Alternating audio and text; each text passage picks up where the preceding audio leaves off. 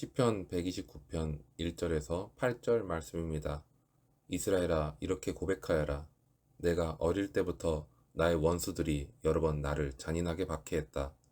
비록 내가 어릴 때부터 내 원수들이 여러 번 나를 잔인하게 박해했으나 그들은 나를 이겨내지를 못했다.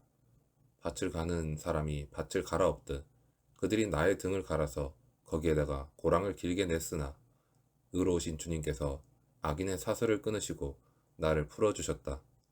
시온을 미워하는 사람은 그 어느 누구나 수치를 당하고 물러가고 만다. 그들은 지붕 위에 풀같이 되어 자라기도 전에 말라버리고 만다. 베는 사람의 품에도 차지 않고 묶는 사람의 품에도 차지 않아 지나가는 사람 가운데 어느 누구도 주님께서 너희에게 복을 베푸시기를 빈다 하지 아니하며 주님의 이름으로 너희에게 축복한다 하지도 아니할 것이다. 시인은 이스라엘에게 이렇게 말하라고 권합니다. 내가 어릴 때부터 나의 원수들이 여러 번 나를 잔인하게 박해했다. 시인은 과거에 민족 전체가 당한 끔찍한 비극을 구체적으로 회상하고 있습니다. 이스라엘은 나라가 세워지고 얼마 안 되었을 때부터 원수들로부터 괴롭힘을 당했습니다. 이스라엘이 어린 시절에 당한 고난은 아마도 애굽에서 포로 생활을 한 것을 가리키는 것으로 보입니다. 야곱이 이스라엘로 불리고 민족으로 서게 된 뒤 불과 얼마 후에 그들은 애굽의 종살이를 시작했습니다. 그리고 하나님께서 돌보시지 않았다면 한 민족으로 제대로 서기도 전에 멸망당했을 것입니다. 그런데 그 괴롭힘은 그 한 번으로 끝나지 않았습니다. 어릴 때부터 지금까지 괴롭힘은 여러 번 반복되었습니다. 우리는 출애굽과 광야 생활, 그리고 가나안 정복 기간 동안에 여러 이방 민족들이 이스라엘을 공격한 것을 잘 알고 있습니다. 또한 다윗 왕조가 서고 난 뒤에는 아수르나 바벨론과 같은 강대국들이 공격해 왔습니다. 5절에서 이스라엘의 별칭으로 시온을 말하는 것으로 보아 이 시편은 솔로몬 성전이 세워진 이후에 쓰여졌을 것으로 보입니다. 어쩌면 이 찬송을 드리고 있는 지금도 이스라엘의 상황은 적국으로부터 침략을 계속해서 받고 있는 상황이었을지도 모릅니다.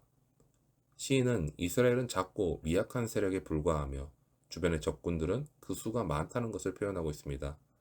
여러 국가들이 어리고 약한 이스라엘을 둘러싸서 곧 죽일 것처럼 달려들었습니다. 이스라엘은 금방 멸망당할 것 같았지만 이스라엘을 끊임없이 괴롭힌 자들은 결코 자신의 뜻을 이루지 못하였습니다. 그들은 이스라엘을 이기지 못했습니다. 오늘 본문의 시에서는 그 이유가 나오지는 않습니다. 하지만 읽는 우리 모두는 그 답을 알고 있습니다. 하나님께서 지키시고 보호하셨기 때문입니다. 열왕기하 6장에서 아람의 군대가 사마리아를 침략했을 때 하나님께서는 불말과 불병거를 보내셔서 지켜주셨습니다. 바벨론 포로기에 하만이 이스라엘 민족을 멸망시키려 하였을 때에도 에스더나 모르드게와 같은 인물들을 사용하셔서 보호해 주셨습니다. 또 때가 되었을 때 페르시아 왕 고레스나 아닥사스다의 마음을 움직이셔서 포로들이 본토로 돌아오도록 하셨습니다. 이렇게 적들이 이스라엘을 이기지는 못했지만 이스라엘로 하여금 큰 고통을 안겨준 것은 사실입니다. 3절에서는 이스라엘이 포로 시절에 겪은 고통을 보여주고 있습니다. 적국에서 밭을 가는 자들이 이스라엘 포로들을 노예로 부렸고 포로들이 일을 열심히 하도록 등에 채찍을 댔습니다. 밭을 갈면서 포로들의 등도 함께 갈아 엎어지다시피 했습니다. 밭고랑이 길어질수록 등에 난 채찍자국도 점점 길어지고 더 깊어졌을 것입니다. 포로 생활 가운데 당한 학대가 이토록 생생했습니다. 이스라엘의 고통은 컸지만 하나님께서는 의로우신 분이십니다. 이스라엘 백성들이 학대당한 것을 그냥 보고 계시지 않으셨습니다. 시인의 표현처럼 하나님께서는 악인들의 줄을 끊으셨습니다. 이스라엘 사람들을 포로로 잡은 것은 하나님 보시기에 악한 일이었습니다. 하나님께서는 그들의 뜻을 좌절시키셨습니다. 포로를 묶은 줄을 끊으셔서 자유케 하셨다는 뜻과 같습니다. 아니면 3절과 연결해서 채찍의 끈을 끊으셔서 더 이상 등을 내리치지 못하게 하신 것 같기도 합니다. 의로우신 하나님께서는 이스라엘의 고통을 그냥 두고 보지 않으셨습니다. 악인들을 물리치시고 백성들을 친히 구원하셨습니다. 시인은 이스라엘을 구원하신 것에서 여호와의 의로우심이 드러난다고 말합니다.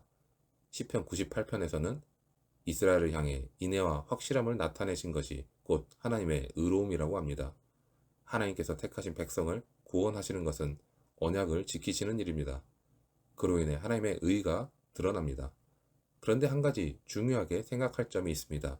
시인은 1절부터 3절 말씀에서 여러 적국으로부터 괴롭힘을 당하고 포로 생활 가운데 학대당한 것을 이야기하고 있습니다. 그리고 4절에서는 바로 여호와께서 의로우시다고 표현하고 있습니다. 그가 이렇게 자신의 괴로움과 고통을 이야기하는 가운데 하나님에 대한 원망의 말은 조금도 하지 않는 것을 알 수 있습니다. 이것은 이스라엘 민족이 고난을 당한 것 또한 하나님의 의로우심이 드러난 결과로 인정하는 믿음의 태도를 보여주고 있는 것입니다. 우리 또한 때로는 다른 사람들로부터 괴롭힘을 당할 때가 있습니다. 사람으로서 감당하기 힘든 고난을 당할 때가 있습니다. 그런 때에도 하나님께서 의로우시다고 고백할 수 있는 믿음으로 나아가시기를 바랍니다. 우리를 어려운 가운데에서 구원하여 주실 때뿐만 아니라 고난을 당하게 하실 때에도 하나님은 의로우십니다. 하나님께서 그 자녀에게 고난과 어려움을 주시는 것은 자녀를 연단하여 구원을 이루도록 허락하신 고난을 주시는 것입니다. 이 사실을 항상 기억하고 어떤 상황에서도 하나님을 신뢰하시기 바랍니다. 악인들은 어린 이스라엘을 함부로 대하였습니다. 하나님께서 택하신 시온을 자신이 함부로 할 수 있다고 생각했습니다.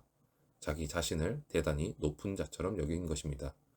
이스라엘 백성을 무시하고 노예로 대했습니다.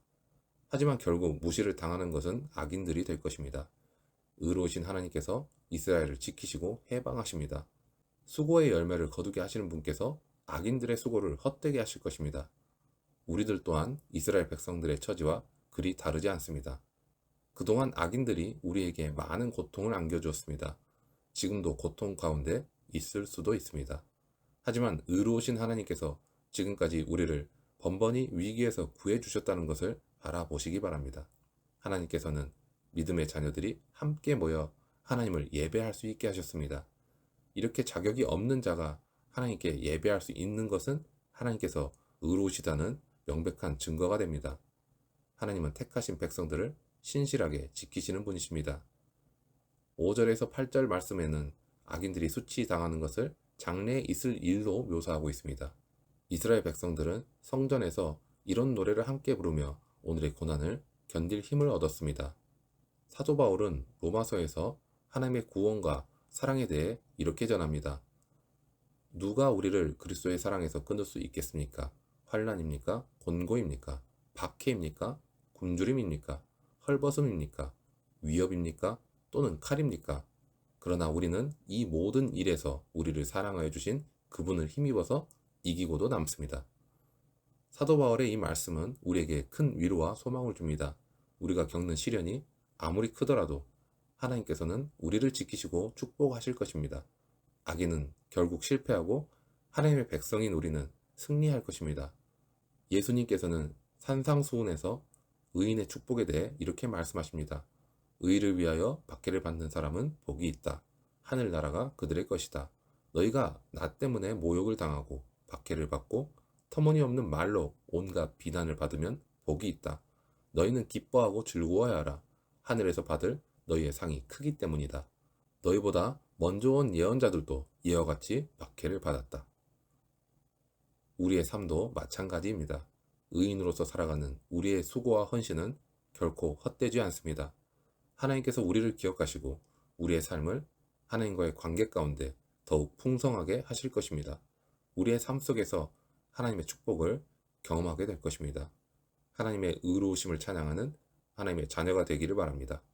지금 내가 받고 있는 고난은 하나님의 선하심을 이루는 연단의 과정이라는 것을 기억하면서 고난처럼 여겨지는 오늘 하루도 주님에 대한 찬양과 감사가 넘치는 사랑하는 하나님의 자녀가 되기를 축원합니다.